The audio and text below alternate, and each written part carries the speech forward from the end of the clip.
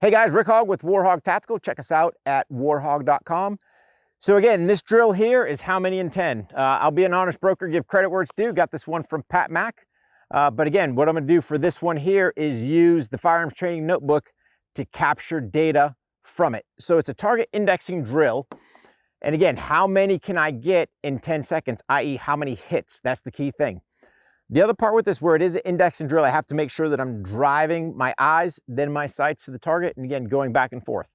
Here's the thing, when I first used to do this drill, I cared about what was my overall number. And the problem with that is, again, it's just a number. I'm not looking at the incremental pieces of data to go, how can I make myself that little bit better? So again, initially with both targets shown, I can start either way. I'll start on the left side, work right, and just go back and forth. Again, if I have a miss, make that quick makeup. There's nothing worse when you sit there and make that shot, boom, you haven't called it, and you're already starting to drive, realizing, hey, I've got to get back on that target. Again, that's just wasted time and efficiency in there. The other part is, at this point, I've got shooter's choice. When we do the second iteration, when the timer goes off, I don't know which target is going to appear. That's the beauty with having the Grizzly SNS system. Again, it gets the shooter kind of, hey man, I've got to go off both audio and that visual stimulation to go, which target am I engaging? Could I have other targets where I've got threat, no threat? I could do all kinds of things. Again, your imagination is the only thing limiting you. But really, I'm just looking to drive a target indexing drill using the SNS, just fully exposed for this part. Second one, we'll get that turn in there and we'll react off of that. Guys, go ahead and get your eyes and ears on. So again, I'm just gonna start in a good low ready position. I've got my pro timer set over here. Why is it on the barrel versus my belt like I normally do? Because I want to pull the data from there and put it in the firearms training notebook. Stand by.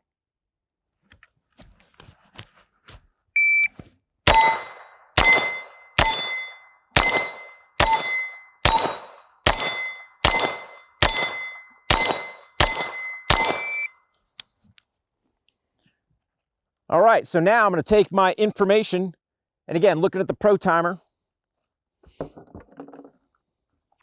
put that data inside my book, and again, just cycling through, because again, I can sit there and go, all right, great, I got 12 hits.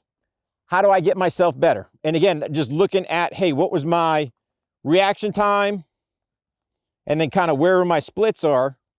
And again, I was going a little bit cautious, right? So that'd be something I'd put in the notes section. Hey man, I could turn up the gas a little bit. All right, so for this one here, we're gonna do the same thing. Targets are gonna turn back. So again, I don't know which one's gonna pop up.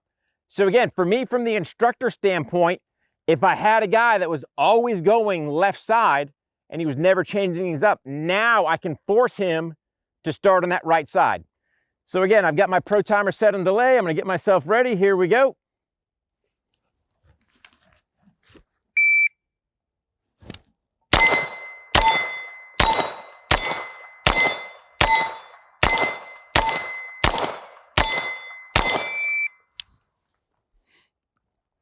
So again, same thing.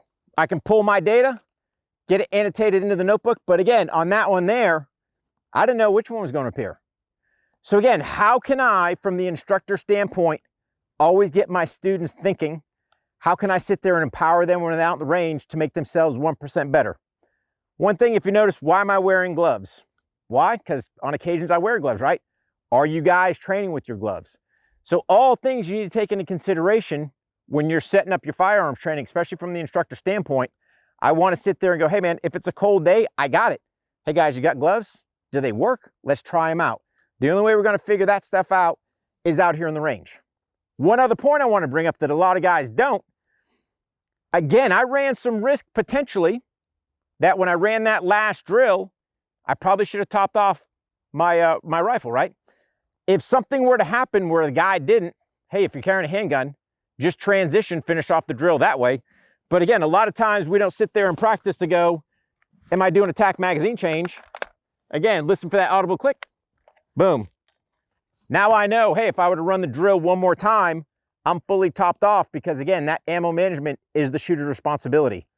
Are we thinking about that when we're out there instructing our students? So again, guys, try the how many in 10 drill. Make sure you're pulling all pieces of data, annotating it into the Firearms Training Notebook, because again, that's the only way you're going to tell if you're making yourself truly 1% better every single day.